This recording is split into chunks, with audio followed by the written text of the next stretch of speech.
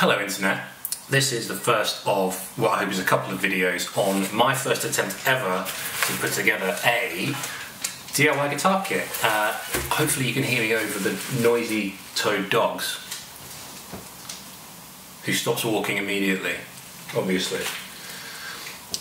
Ignore them. The kit, we have a PRS style kit. It's supposed to be a mahogany body. I don't know if that's mahogany or not. You tell me. But what a relatively nice quilted maple top. I hope the camera gets it right so you can kind of see there's some quite nice figuring in there, which is nice. And to my happy surprise, it's got that nice PRS scooped carving shape out of it. It's relatively shallow. Obviously they don't have the same carvings around where the pots will go, because on a real PRS, which is really expensive, the maple top is like super thick, and this is just a wafer thin veneer, so you can't do the carving on there and have the figure of the maple, obviously. But it's pretty nice, really. So the neck, stereotypical PRS birds. There's definitely no intellectual property breaches with the headstock shape. That was difficult to say. Maple neck, jatoba, that wood on the fretboard, which is pretty light, and I don't know whether I like that yet or not. So we'll maybe see if we can do something to darken that up. But happily, the fretwork seems pretty nice. There's nothing really overly sharp. I've not got a straight edge on it or anything like that to see whether it's whether they're any kind of level or anything like that. But they've all been filed quite nicely. They could do with a little bit of rounding over if you're being really picky, but it's a kit, so you know you've got to have reasonable expectations. The bone nut allegedly will have no idea whether that's true or not, which is, there's been rounded over really nicely on the headstock side. The corners here are not sharp, but they're not dull. So like, if you were coming up here, yeah, maybe I'll do a little bit of rounding on those. But yeah, allegedly it's a double action truss rod. Who knows? And overall, it's quite a decent kit. It came with all the other stuff as well, all the hardware and all that sort of stuff, which we'll have a look at later maybe. But I did a dry fit the other evening when I unpacked it to make sure that everything that was supposed to be included was included, and immediately we've got a small problem. So I don't know anything about luthiery or being a luthier or anything like that, but I am a guitarist and I know what things should be like. And some small technicalities and things like that. One of the things that is critical for tuning and tuning stability is something called the scale length. And if you don't know what that is, basically when the guitar's put together, the distance between the nut and the bridge needs to be a certain length per the fret spacing. So on a PRS, it's supposed to be 24 3/4 inches from the nut to the bridge. If I was to knock this in thus, so that it's not seated all the way, but the neck is seated all the way up to the inside of the pickup cavity here, and we measure from here to the middle of where the bridge will be, it's exactly 24 3/4 inches, which is good. However, you can probably see that the end of the fretboard, which is plumb flush, if you will, with the neck under here, encroaches on the top of the pickup cavity, so the pickup won't fit in there with the neck seated all the way down there. There's a lamp up there. Let's not chip the headstock before we even get started. So the solution is either to reroute this pickup cavity so the neck has space for the pickup to sit in it, in the body that is, or move the neck that way. I've got a trim router, but I'm not doing that. That's too much for me. So what we're going to have to do is scooch the neck across ever so slightly to make room for the pickup to sit in there. But that adjusts the scale length because now we're moving the nut further away from the bridge. So we might have a couple of tuning stability issues. What I have done, you can maybe make out, when I did my dry fit, you can probably just see, just about there, I've put a mark on each side of the neck, and there's also some marks in the neck pickup cavity as well. And those are basically reference points. So that is as far neck headstock way that I can get the neck to go, retain the pickup without having a massive gap visible between the neck and the pickup ring, and still get what's close to, like, nearly there, the appropriate scale length. I did a dry fit of the bridge saddle, the bridge itself I should say, and I reckon with the adjustment for the intonation we can just about get the higher E string to 24 and 3/4 inches. So that remains to be seen. So what I wanted to do when I initially bought the kit was sand the body, sand the neck, get stain and stuff on both of those things, and then do the assembly and glue them together. But I fear I will lose my reference points, and then I'll have to remark or remeasure and faff around all over again. So what we're probably going to do is sand, like the plan was, to a point where I'm ready to start applying stain, and then glue it all together, and then obviously wait, and then get the actual finish on. And hopefully we end up with an instrument. It's a fretted instrument. They're never perfect. They are in fact imperfect. So we'll go from there. So as far as drilling goes, we don't have very much to do at all. The holes for the pickup wiring are already in there. They already come through to the cavity on the back. The earth bridge, or the earth fault that goes to the bridge, is in already. So the only thing that we don't have are pre-drilled holes for where we're going to put our strap buttons, or for the back of our tuners on the back of the headstock, and indeed just one, because it's a kit. So why would you get 3 for a truss rod cover? We're going to need to do some drilling for that as well. So I suppose we should do some sanding. Let's have a go. Oh, before I forget, this kit came from the Guitar Kit fabric. And there's a reason why I picked those guys, because there's loads of places you can get guitar kits from. Other retailers are available. But they've pretty naughtily, cheekily done the headstock in the shape that is synonymous with this shape of guitar. Okay, sanding. Okay, so apparently this has already been sanded to 120 grit, and they've given me in the kit various sandpapers. We're going to start with 240.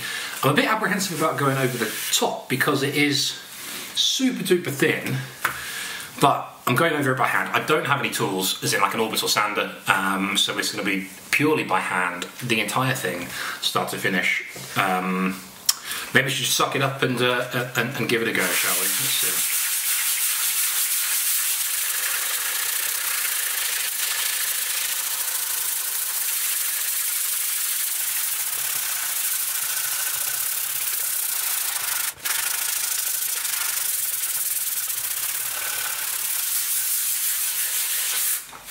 And I know, yes, this is a sanding block, one of these foam ones, these squishy ones, but it hasn't got the grit written on it. It feels kind of like 240 to me. Maybe let's try a new piece instead. It feels like it might be 240, but I'm using it because it will contour in there and save me getting low spots, if that makes sense, because I'll only be able to push on with my fingers. So with this, it should hopefully allow for a bit more of an even spread of pressure and avoid digging into anything. It already feels brilliant.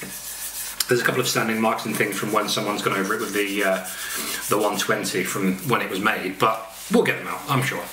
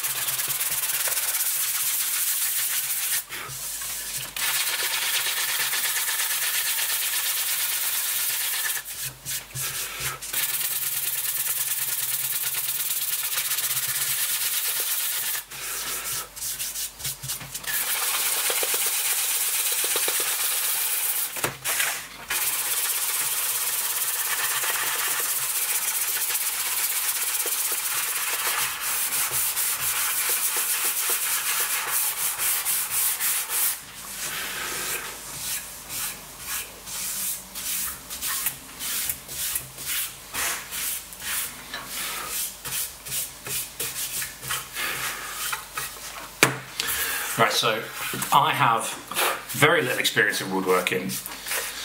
I can't even remember what woodworking I did when I was in school, but I have done some painting of carpets in the past, and I know from experience for sanding things like that, when you're doing paint, that it doesn't matter if you get all the initial scratches out with your first thing, your first run of paper, because we're going to go up in finer and finer grit, and that will take the scratches out as we go. So I'm not overly concerned about some of the finer ones on the top for the most part.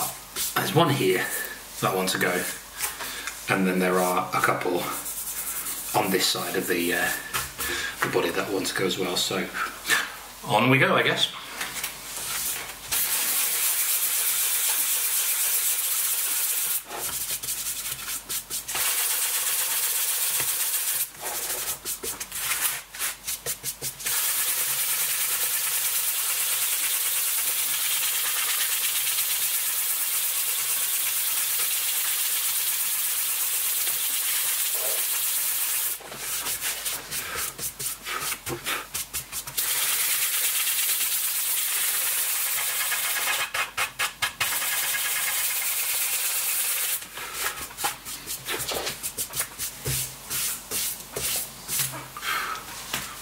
Okay, that is, I think,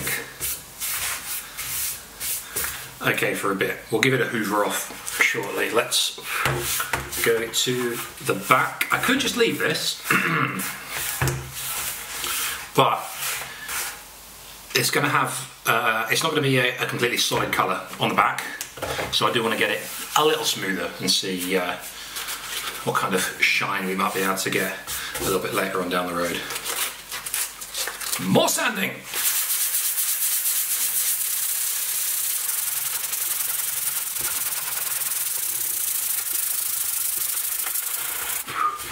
With the grain, against the grain, round in circles, I have no idea what's best. I genuinely have no idea what I'm doing with this, but I'm sure it'll be fine.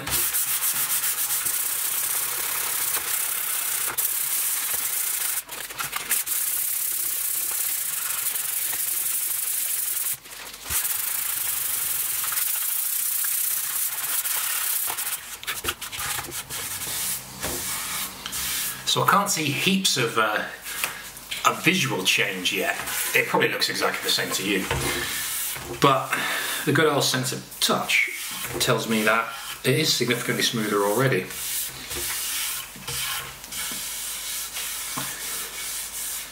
And I think that's going to be the key. We'll keep going for a bit more. Like most prep things, paint things, I guess, the key is going to be in the prep. So the more time we spend here, hopefully the better result we'll have later on.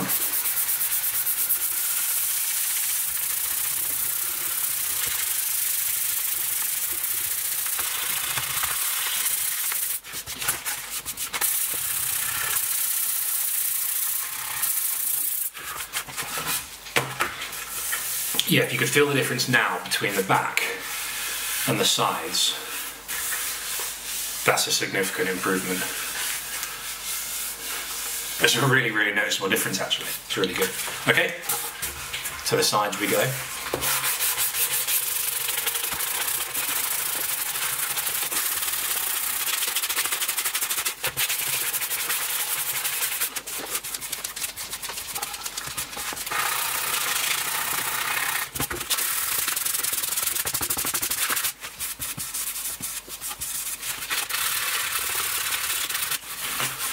There is, annoyingly, I don't know whether you'll be able to see, there's a teeny tiny something in the wood, just to the side of my finger there. It's a kit, don't get too precious.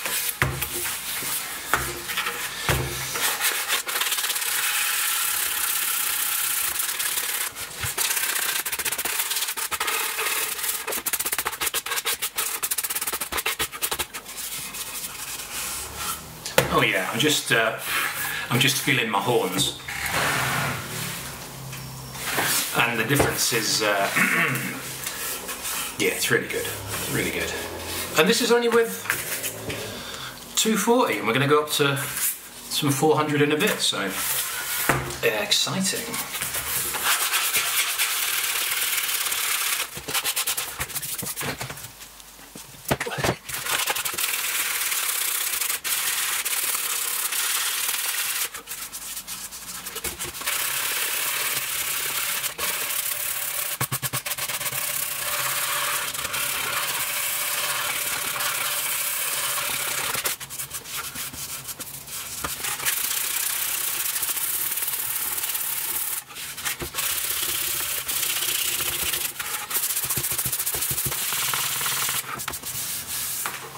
There's loads of sanding marks in the top here.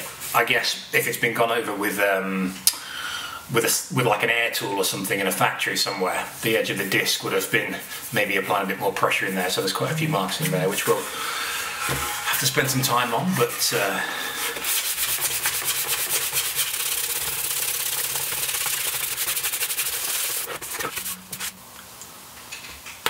that's got quite a few of them out already. I'm happy with that so far. There's also, it's just a characteristic of wood, I suppose. It looks like there's a dink here out the top of this horn. Can you see? Just above my finger here. Dark spot. It's not.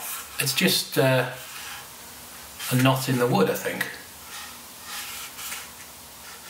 But hey, I wonder if we can, wonder what the dye will do to that later.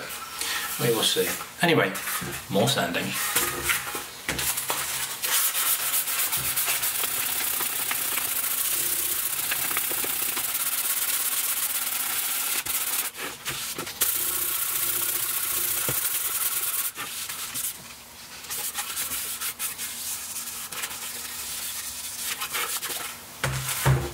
Okay, that's this bit of paper almost done, clogged up. If I had an air compressor, I might be able to do something with that. But what we're going to do is give this all a quick hoover. I've got another sheet of 240 here. Let's do the whole thing again, and then we'll go up a grade.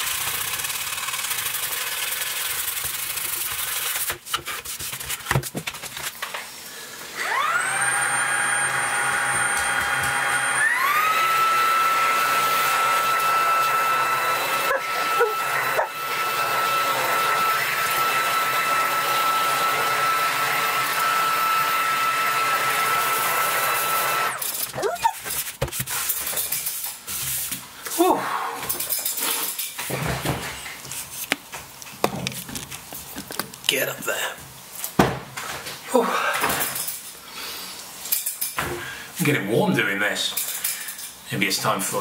Are you finished shaking? There we go. I'm getting warm doing this. Maybe it's time for some coffee. Okay, coffee has been acquired and consumed. Let's do some neck.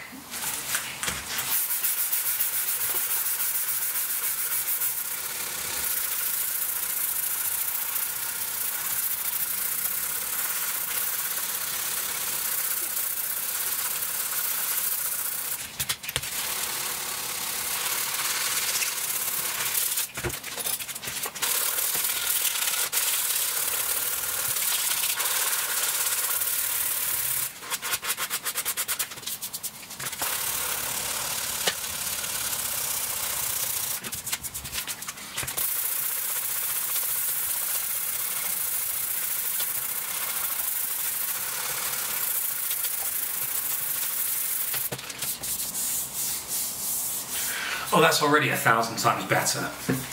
There is a nick. There's definitely a nick in the wood there. Whether that's happened in the post or not, I don't know. But later on in the process, we are going to do some grain filling, so a bit more sanding to get that out, and hopefully a bit of grain filler will sort that out. But I guess we'll just see what happens.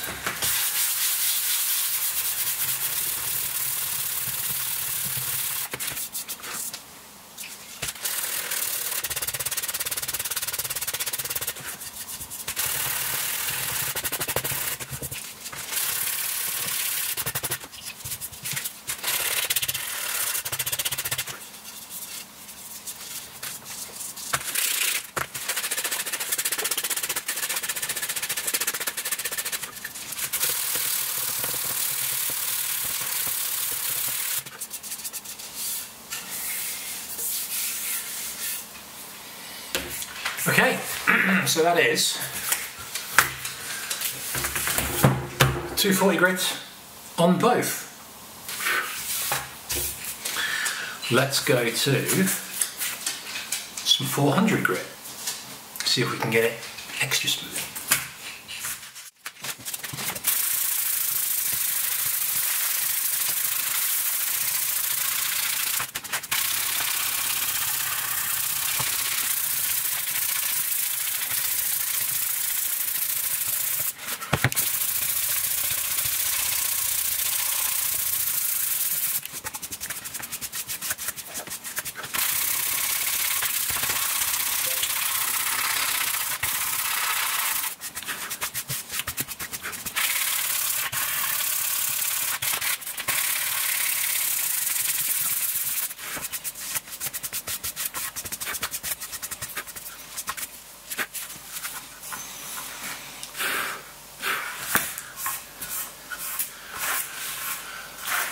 Oh, it's getting a bit dark. Let's shed some light on the matter.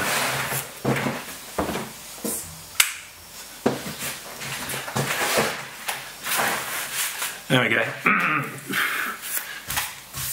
That's what you really look at YouTube videos for, isn't it? Some light entertainment. Anyway.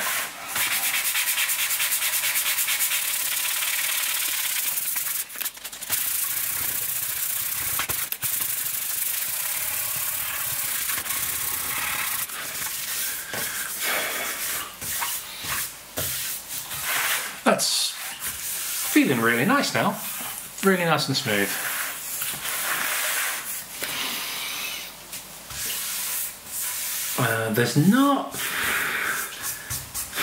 There's a few scratches left, but we are going to go up to 600 grit in a bit after we've done the other side of the body and all the sides and the neck and all that. So hopefully that should pull out the last. Like, there's a collection of scratches over here, but I'm pretty happy with how it's going so far. I've definitely gone a bit too far and taken off a bit of the top here because it's wafer thin, and then another bit here just on the edges, but I'm not overly concerned about that because when we're done and it's got colour on it, we're going to go around all the edges with some reasonably coarse grit and do like a faux binding type thing. So I'm not overly concerned about that or that or that. I've done it in 3 places, as it turns out. Onto the back.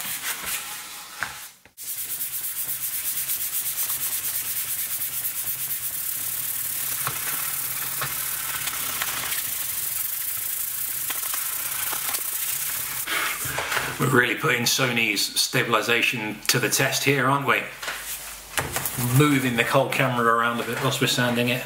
Never mind.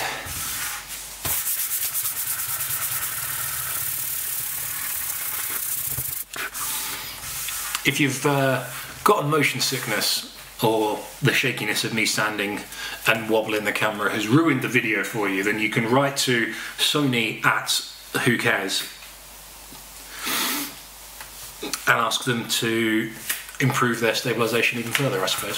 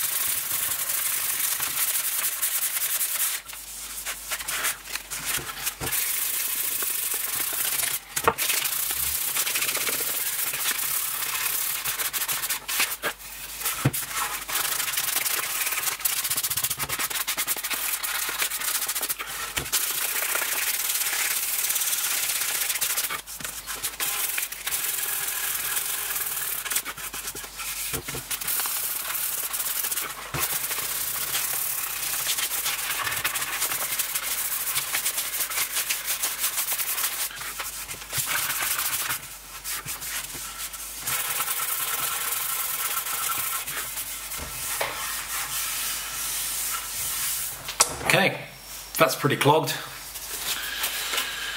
Let's find another one before we do the neck.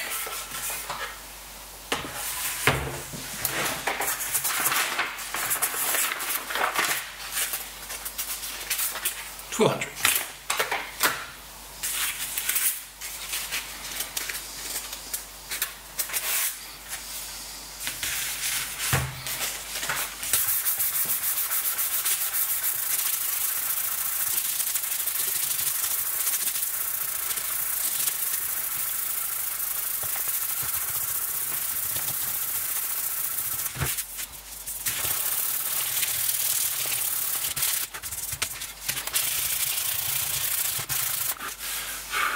Of course, being careful not to sand away my reference points for when we mount it later.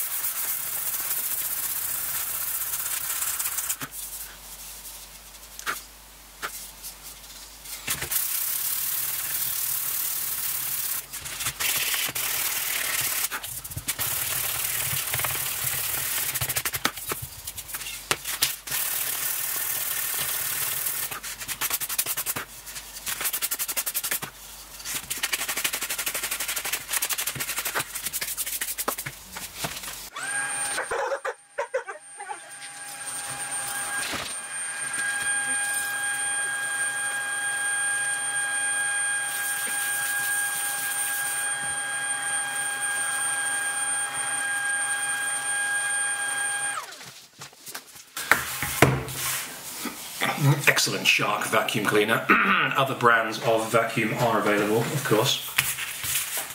Okay. 600, and then that will hopefully be it, and we can think about some assembly. Yes.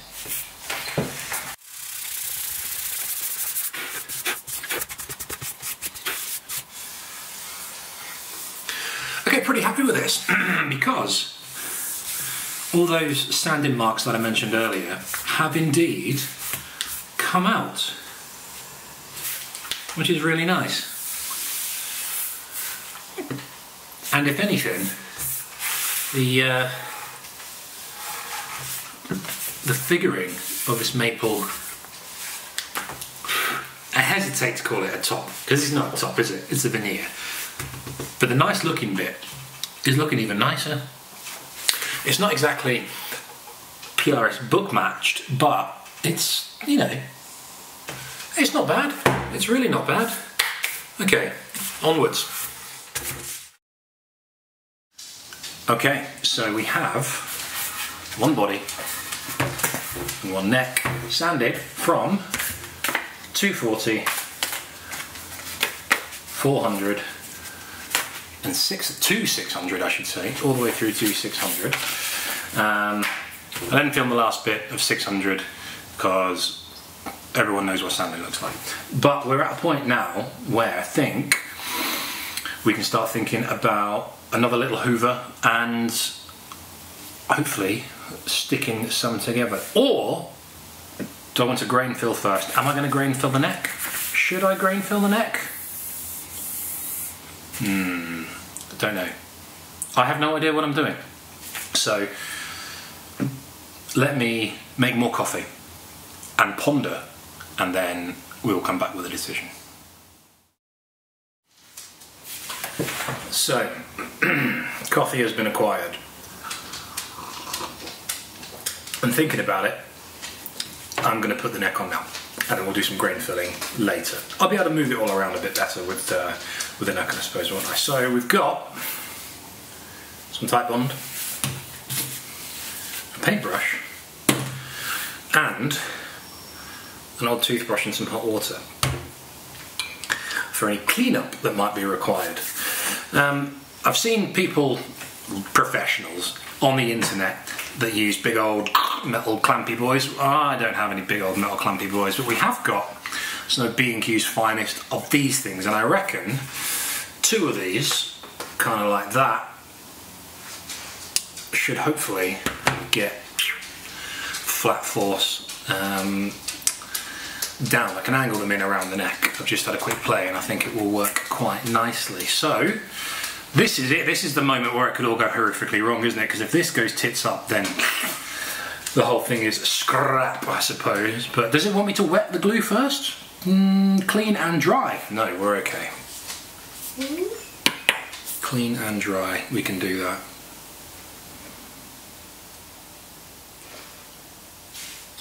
That much? You can't see. That much? And some spreadage.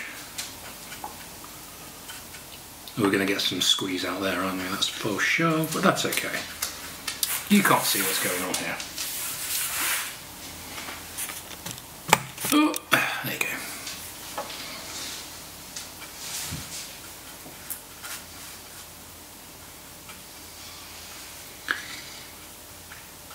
And it goes not all the way back. You'll see when I stick it in what kind of gap I was talking about earlier. We're having to shift the neck forwards ever so slightly. Right, we need to align these marks. Make sure there's no dog. Always, when you've got dogs, always check your blind spots before you move. We need to align these reference marks.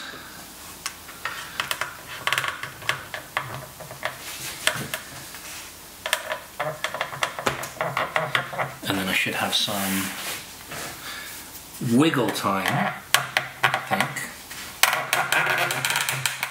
It's a horrific sound, isn't it?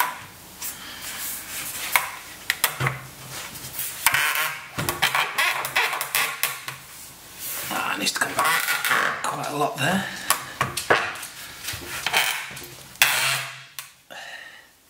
And still more.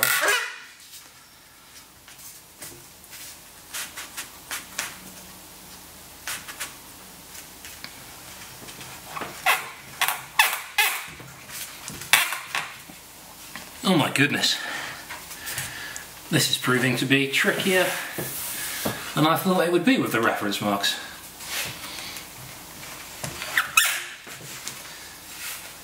Can we jiggle and pull? We can't. That's probably a good thing, isn't it? Forwards a bit more. Let's try that.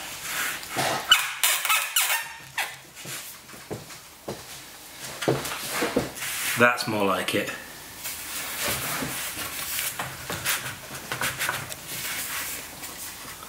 Still needs to be a little bit this way.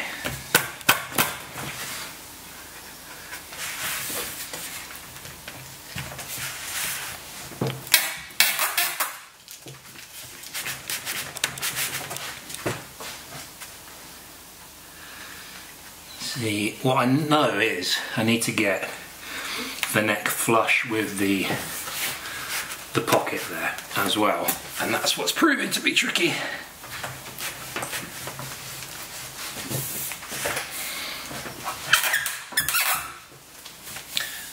That's still way off, but it can come down a bit. Too much. Oh, right. Let's start again. I think I need to start further out than I think I need to be.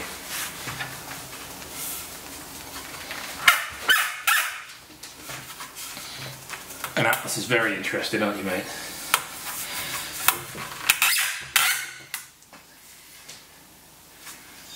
Nope.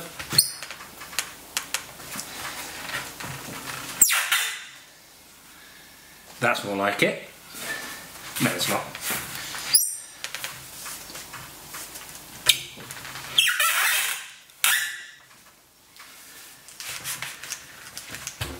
This would be much easier if it could be butted all the way up against the inside of the cavity, but we can't do that. No. I know, mate.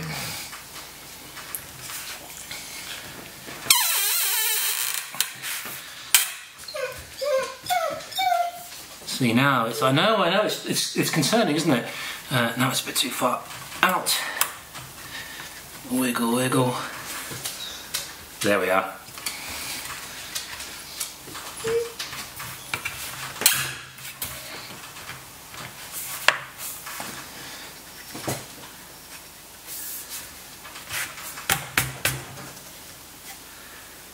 There we go.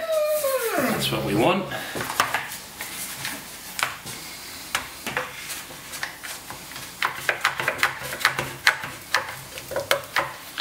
And another one of those.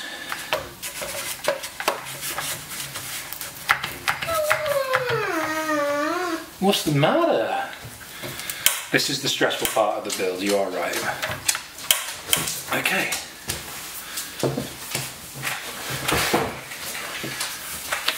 There we have it, and there's loads of squeeze out of glue in there that we're going to need to tidy up. So fortunately these clamps make a really nice little stand look. Need to adjust you a bit now, but there we go. We're going to need a cloth as well, aren't we? I should have thought about that. Never mind.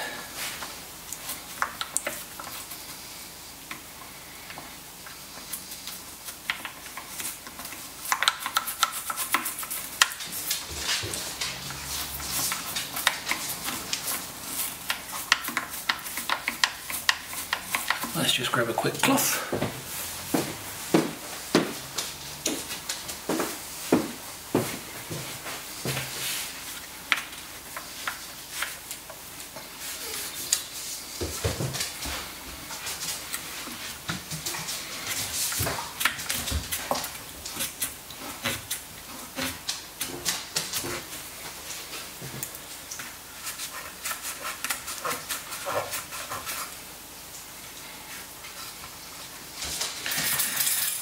I may have scuppered myself here with these clamps. Oh no, wait, we can get in here, look.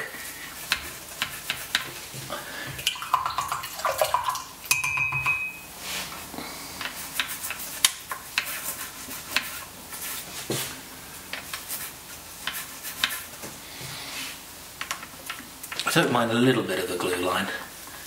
I don't want anything absolutely horrific. Okay, and what does it look like at the top? On the top? At the top? On the top? Yeah, we've got a bit there we need to get rid of.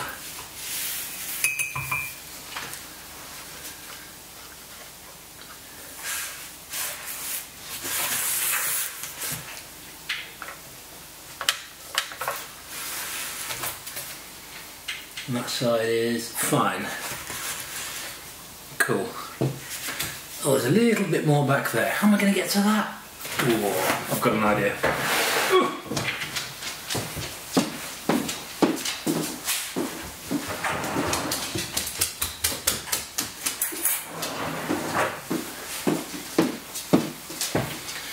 A kitchen implement and a damp cloth to get underneath.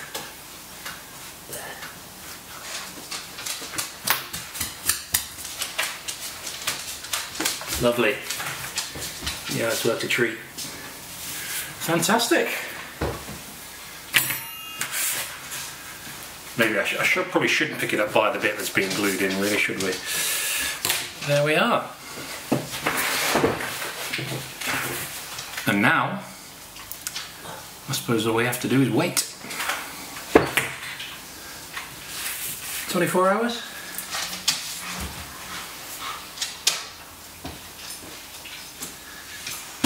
24 hours it says on the bottle there, so I guess we'll see if I've cocked this up in a day's time. There's some glue there. Thank you for watching, folks. If you enjoyed it, somewhere down there there's a little